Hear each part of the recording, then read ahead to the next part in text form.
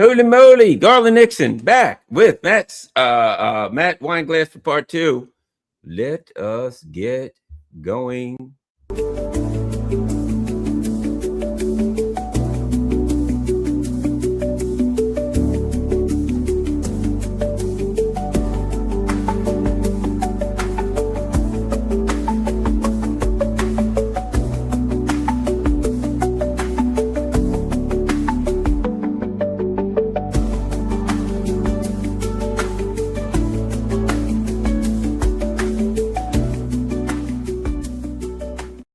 All right, we are back, and we had technical difficulties, all kinds of things happen. We're back. We're going to get going, and we'll go up to the time that I got to go to my chiropractor for my poor old mangled back. Anyway, let's get going. Okay, let's make a move here.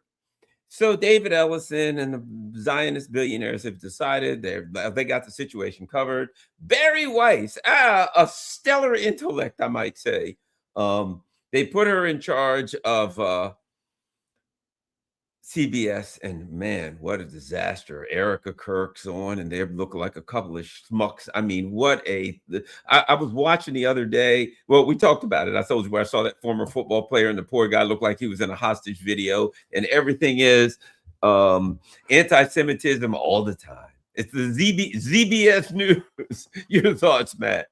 ZBS News for sure. I mean, they basically, by putting in Barry Weiss, and let's be clear, she's not a journalist, okay? So this is the person they decided was best face for their new operation, which is basically Fox News meets I-24 with, you know, a little DEI and a rainbow flag sprinkled in. That's what they're going for. And they're getting that because you take this news formula that, you know, CBS is, we know decades and decades of CBS being kind of at least pretending to be a good news outlet. Now they're not even pretending anymore. You stick a menorah in the middle of the news, the main seat, and you got your guest coming in. You're like, what are you doing here? That disastrous town hall with Erica Kirk, that was just the tip of the iceberg. It's only getting worse since then.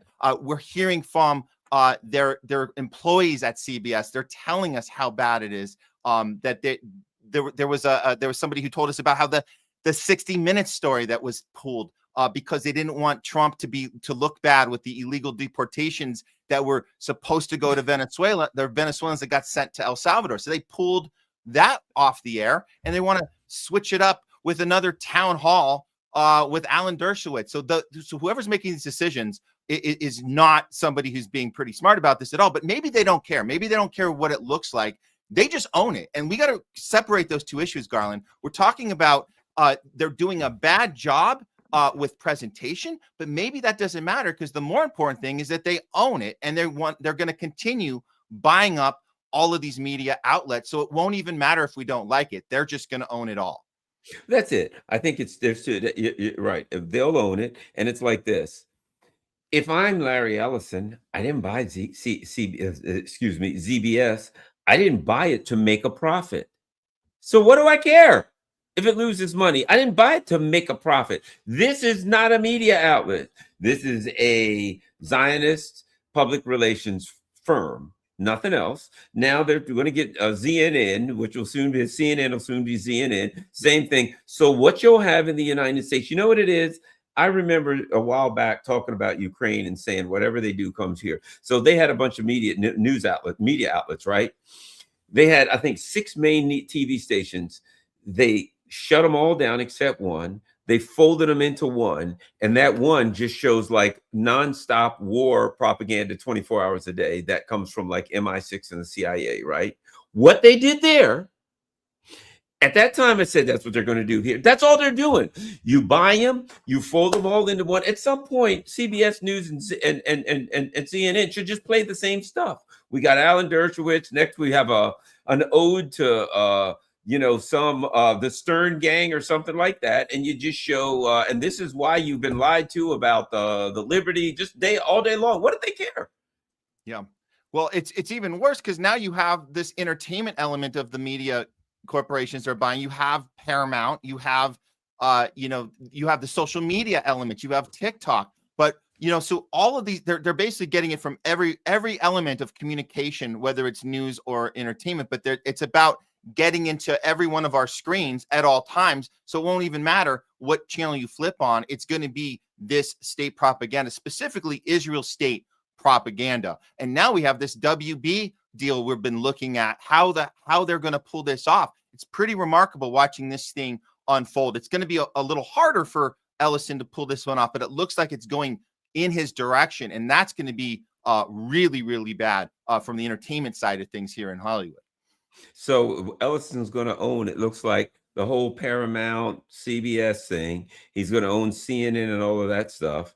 He's going to, which is, I think, Netflix, Warner Brothers. In other words, one guy's going to own everything. And not one person, but excuse me, the Zionists are going to own all of that, and social media. They've got, Twitter. If anybody thinks that that's some free speech platform, good luck believing that crap.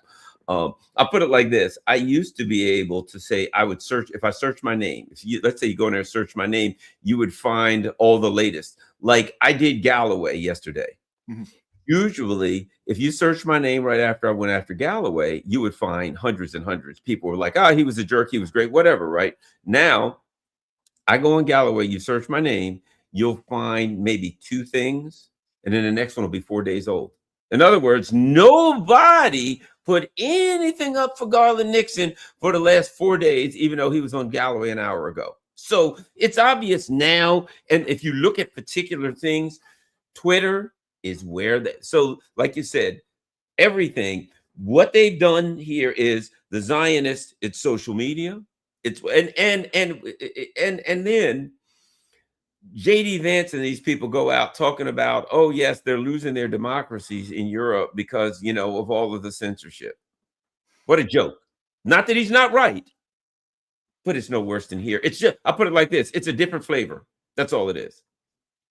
Well, you're right to look outside to see what's going to come here next. And, when we see people in Europe getting arrested for their social media posts, or even just sharing someone else's post. Oh, you shared a post, knock, knock, knock, you're arrested. I mean, this is stuff we absolutely need to be concerned about. And it's real. And this is what is coming here. And this supercomputer thing, we talk about Palantir, we talk about everybody going to be in this same database. This is not just for our country. This is a global effort to have everybody locked into this technology that includes AI technology. It includes sizing us up with algorithms and saying who is going to be a potential threat in the future. So this goes well beyond what did you do wrong? What protest did you show up to? What post did you share? What conversation did you have on your text message, on your private messaging? This is beyond that. We're going into future crime, right? The future crime, like pre-crime or whatever they call it. Pre-crime. So it's sizing you up and saying who fits the mold of somebody who's going to do something against the state in the future. We're going to stop you before you do it. So we're all going to be affected by this. We are affected by this right now. And JD Vance can talk all he wants about our concern with Europe and how we're going to be that free speech country that we elected Trump for. It's not the case at all. This is all theater. We have to look at this closely. And we talk about a king, King Trump, no kings. Larry Ellison is the silent king. We need to look closer at him, and nobody's doing an honest job reporting on that. And can I say this, Garland? You think with all the money spent on no kings, all the money spent on let's get the country in a state of fear because we got this Emperor Trump out of control, it didn't cross any of their minds to tell the people and educate the people about Larry Ellison, the actual king, the silent king who's buying all this stuff up and controlling more data than anybody in the planet. They don't mention it, and there's a reason, and that's the thing we should really be talking about. And I think the guy, if I'm not mistaken, isn't the guy, what is it? What's the name of that? The 2 people who ran the whole No Kings thing. It was you had the Walmart Leah era. Green. It was it was Leah Greenberg, Indivisible, and Ezra Levin. Those are the 2 people who ran it. Leah Greenberg and Ezra Levin. There we go. The Clinton. Oh, this is great. Meet the organizers behind the No Kings protest, individuals Leah Greenberg and Ezra Levin. Why do I have a feeling that Leah Greenberg and Ezra Levin ain't going to be real thrilled? They're not going to be leading the fight to stop Larry Ellison from zionizing all of Hollywood and everything. No, not at all. Because that's their job, is not to do this. So by elevating this Trump narrative, they're protecting what's the thing that we really need to be concerned about. And nobody knows about this. I mean, we go out here in Hollywood, we talk to people, we ask them, what are your thoughts on Larry Ellison? We know a lot of people here in Hollywood, they are absolutely affected by the strikes. We've had all these strikes over the last couple of years with all the unions. We have this AI problem in our industry where people are getting exploited for their work and not getting paid for it. We have jobs being lost all over the place. So people are aware of this. They see Paramount and this, what's going on with the Netflix deal? And they kind of have a little bit of a sense of it, but they don't really know the background. They don't really know where Larry Ellison comes from. And we can't really even have a conversation with these people because they're still caught up on, well, Trump's the one that wants to take over the world. Trump's the one that wants to be the next Hitler, and Putin too. The two of them want to rule the world together. And you're not looking at the backstory. Larry Ellison, he had $500 billion investment from Trump on day 2 with his AI Stargate initiative, that mRNA AI stuff. He did that on day 2. We should have been concerned on that alone. You go back before that, this guy's put in $50 million into the IDF, his company Oracle. That's probably the biggest problem of all. What Oracle is, where it came from, basically an intelligent apparatus for Israel. That's what Larry Ellison is. He's now calling himself an entertainment guy, but that's not where he started. He is an intelligent apparatus for Israel. And that's the conversation we need to have, why he's buying all these companies up. And like you said, Carlin, he doesn't even care about turning a profit. He just wants to own all of it. Yeah. And so what do you end up with? A Hollywood where, number one, either like every movie, there's 4 openings. And instead of like finding out, man, we got to find 4 good actors and actresses, they say, well, let's see, we've got to have 1 gay person, 1 white male, 1 Latino, and 1 overweight black female. You know what I mean? That's reality. That's like, and now if you're an outstanding actor or actress, your ability is irrelevant. Do you fit the slot of that? Okay. And the 4 people that fit those slots can be the least talented people on earth. But guess what? We need 1 overweight black female, 1 gay, trans, or person we can't really tell for sure what they are. Then we need the white male. Then we need the white female who's in charge of everything because she's the girl boss. You get that crap. But now add on top of that, you got to be pro-Zionist or you can't get a job in Hollywood. And before you finish, you got a bunch of no-talent schlubs who are nothing. The only real, because even if you fit one of those groups, if you're not a super pro-Zionist, you still can't get a job, and Hollywood becomes the trash that it's becoming. Well, that part, if anything, if people have not been paying attention to any of these other things, that should concern you the most if you're in Hollywood. And if you consider yourself somebody who's on the side of the people, you would understand that Larry Ellison, one of the first things he did when he got Paramount TV taken over, is he put a blacklist together of actors that aren't allowed to be on Paramount. These are exactly what you're talking about, the Zionists. That they're saying, if you say anything against Israel, if you have any problem with Israel, if we detect that you are somebody that's going to go against our state narrative, then you will not be hired by Paramount. What are we saying here when we talk about that's the person that is controlling the policy of one of the biggest studios in this town. So the fact that people aren't revolting against this here, maybe they don't know, but they need to know, because that's a problem. That should be a problem. And at the end of the day, we're all going to be out of the job anyway because of AI. But still, out of a principle situation, that is not okay. We're being blacklisted for political beliefs. That's not okay, and people should be completely against this. One of our people in the chat makes a good point that a lot of us talk about, right? And that is, when the vax came out and they started saying you can't work in Hollywood, you can't work anywhere, you can't do this unless you get the jab, and we all said, this is the beginning of something bad. This is it. This is the beginning. Like, it's just going to start here and it's going to continue. And they didn't listen to us. They're like, oh no, go ahead and get the jab or else. And we're like, no, once they start this, before it's going to, now I don't care if you got this, whatever. If you're not super pro-Zionist, if they can look and you've ever said anything other than I love Israel and I support Netanyahu and everything they've ever done, if you said anything other than that, you'll never work again in Hollywood. That's where we're getting to.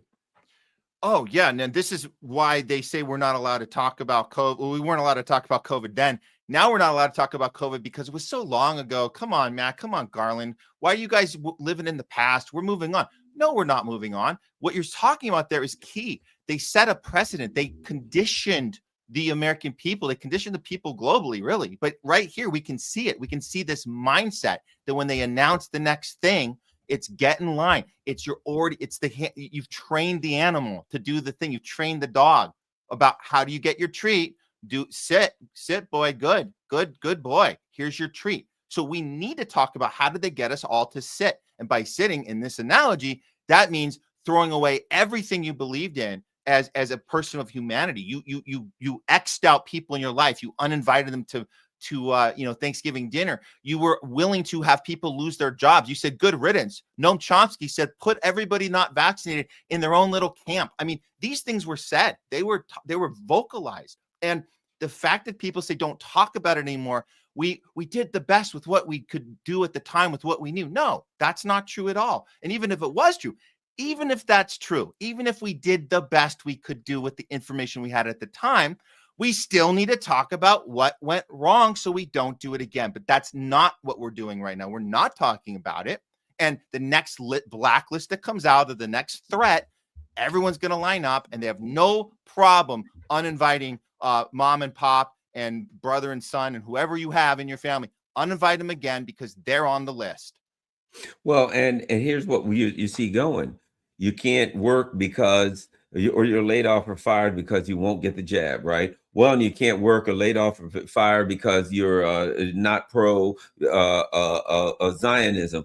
We're creating a society where, and it's people looking at, oh, they're doing that in Hollywood. That's going to spread. It's going to spread to corporations. Because if you remember with the jab thing, they started recommending to corporations, we recommend that you follow the guidelines and everybody has to be jabbed. Then what did Biden do? He came out and said, any company that has any contracts or does any business with the U.S. government has to follow our guidelines, basically on firing and laying off anybody who doesn't get the jab and all this kind of stuff, right? Well, because all of these big corporations now, the huge corporations, they all have government contracts, right? If you've got think about this. If you're with Blue Cross or Aetna or United Healthcare, well, they work through Obamacare. So they all, right? Everywhere you look, people have. So once they come out next and say, well, if anybody said anything anti-Zionist, oh, well, if you have a contract with the government, you have to look through all of the social media posts of all of your people. And we have a anti-Semitism czar. I don't know if you've seen that now. Yes. And so basically it'll be, if you have made any statements or done anything that's anti-Zionist or not pro-Israel per se, as they stated, you can't work.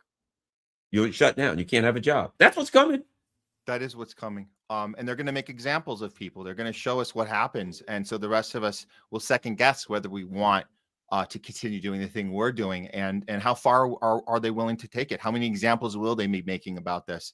No, this is a scary time for people with principles, people with values that, we're getting pushed to the limit, and we need to continue to hold our ground right now, Garland. This is more than ever before. This might be harder than us holding our ground during COVID. This might be bigger. I mean, that was our test, right? So if you failed the test at COVID, okay, you figured out what you did wrong. Okay, don't get it wrong this time. This is a way more important test right now, because we're going to see people, taking the fall, and the rest of us have to stand firm with what's right here, because history, we're going to be on the right side of history. I think that's the thing we need to keep in mind here when we fight this machine, the censorship machine.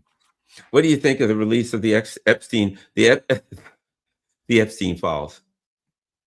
Well, it's not happening. These are blank pages. I mean, this is something that we're not.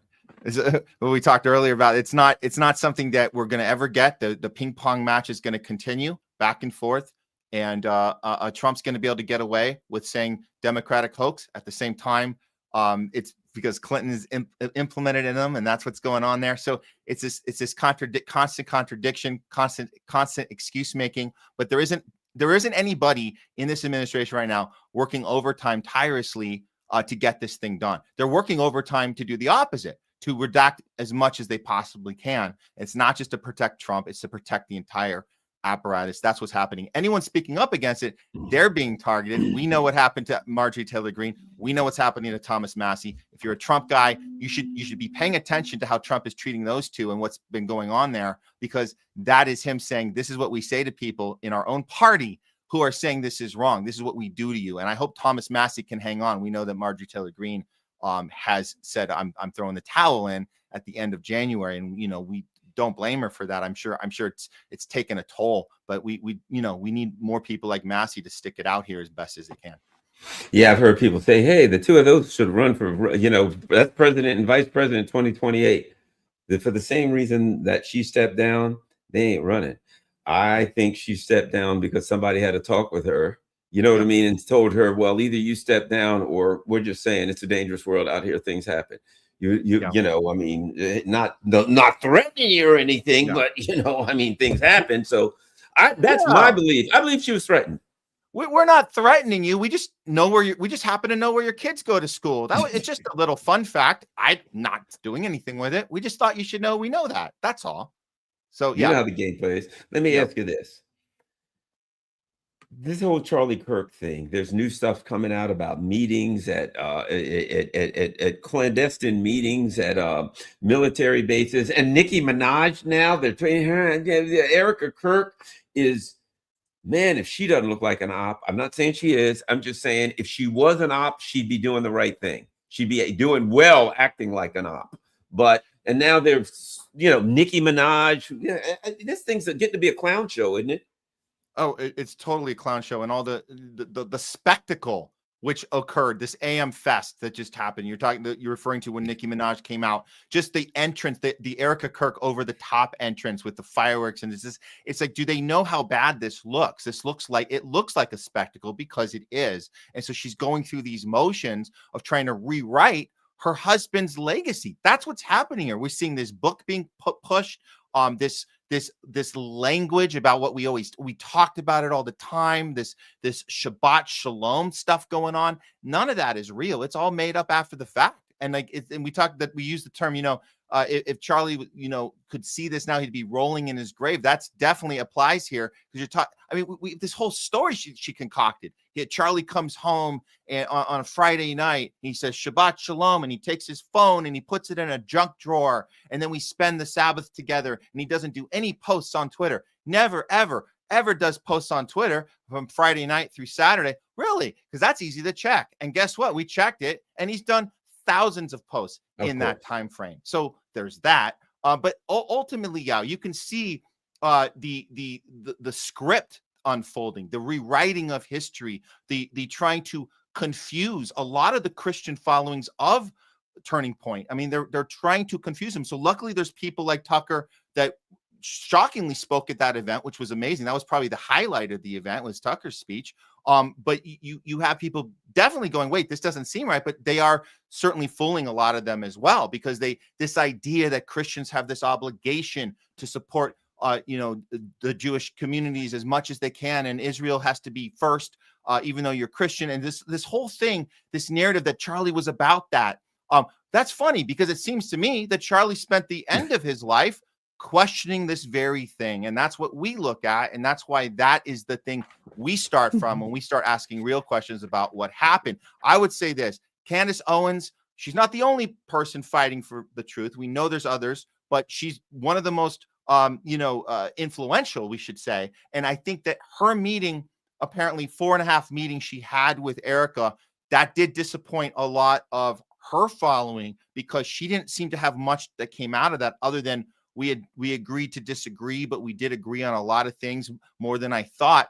And we're thinking, wait, how does that make any sense? Her entire narrative is the exact contradiction of the questions Candace has been asking the whole time. So that was frustrating. But this is, if you're not paying attention, again, look at her behavior, watch how the things that are coming out of her mouth, and the things that the script she's given, when her monitor goes off, she doesn't know what to do. That also happens. So look for these moments. She's just a puppet, a literal puppet. If you turn off her little monitor, she won't have her script and she won't know what to do. And it's actually happened a few times now.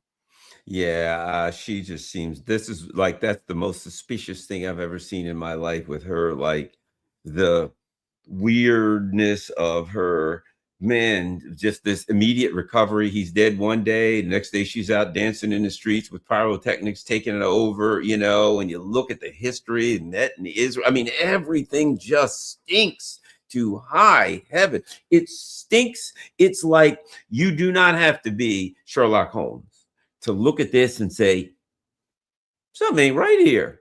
You know what I mean? Yeah. It's like looking at Kash Patel and his girlfriend and not scratching your head saying, well, gee, why is it all of these guys have girlfriends that are like, they met in Israel or works for an Israel 8200 operation, or they all of them. And I'm supposed to think that that's coincidence? Yeah, well, I think there's good.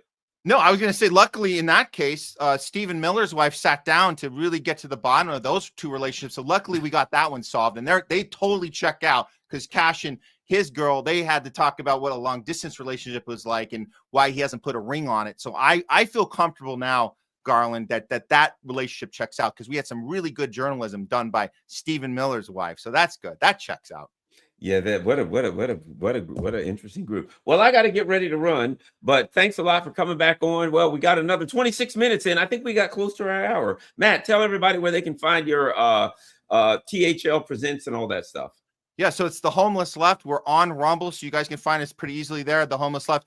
On YouTube, we got the name back after they terminated our first channel, The Homeless Left. We got the name tagged on now, but you just look for THL Presents, as Garland said. And you can find us on YouTube as well. We're doing pretty good on both channels. We appreciate all you guys' support. We're on Tuesdays and Thursdays all throughout the afternoon. And so we'll be on tomorrow. So we'll see you guys then. All right. Thanks a lot, everybody. Thanks for coming back. And well, I had a little power loss, but we got back on and finished our hour out, and look forward to getting together with Max, with Matt again next week.